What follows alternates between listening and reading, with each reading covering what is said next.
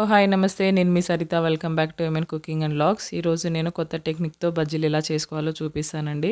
Taste అయితే చాలా బావుంటాయి.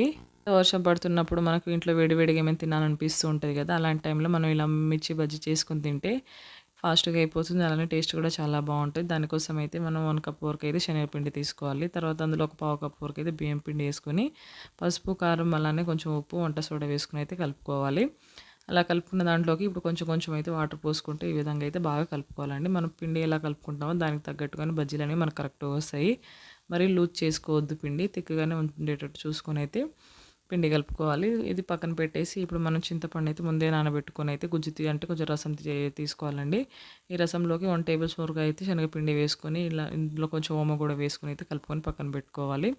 ఇప్పుడు మిర్చి తీసుకొని వాష్ చేసుకొని అయితే ఇలా నైఫ్‌తో అయితే ఇలా కట్ చేసుకోవాలండి. ఇలా కట్ చేసేసిన తర్వాత ఇప్పుడు ఇందులో ఉన్న సీడ్స్ అయితే ఇవి తీసేసి ఇప్పుడు మనం ముందుగా ప్రిపేర్ చేసుకున్న చింతపండు పులుసు పేస్ట్ ఉంది కదా!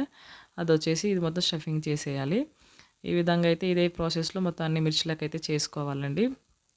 నేను తీసుకున్న మిర్చి అయితే పొడుగుందండి. మీరు కావాలంటే చిన్న బజ్జీ అంటే చిన్న మిర్చికి చేసుకుంటే ఇంకా టేస్ట్ బావుంటది. సో, ఈసారి మార్కెట్‌లో ఇవి దొరికినాయి. ఇవి తీసుకొచ్చాం మేము.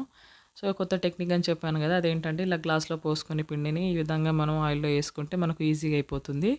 ఆయిల్ హీట్ అయిపోయిన తర్వాత అయితే ఈ విధంగా వేసుకోవాలి. ఇప్పుడు మీడియం ఫ్లేమ్‌లో పెట్టుకొని అయితే బ్రౌన్ అంటే మంచిగా ఫ్రై చేసుకొని ఇంక తీసేస్తే బజ్జీ అయితే రెడీ అయిపోతుందండి. సో, చాలా సింపుల్‌గా అయిపోతుంది. టేస్ట్‌గా ఉంటుంది. సో, కొత్త టెక్నిక్ కూడా మీకు నచ్చితే మాత్రం కంపల్సరీ లైక్ చేయండి.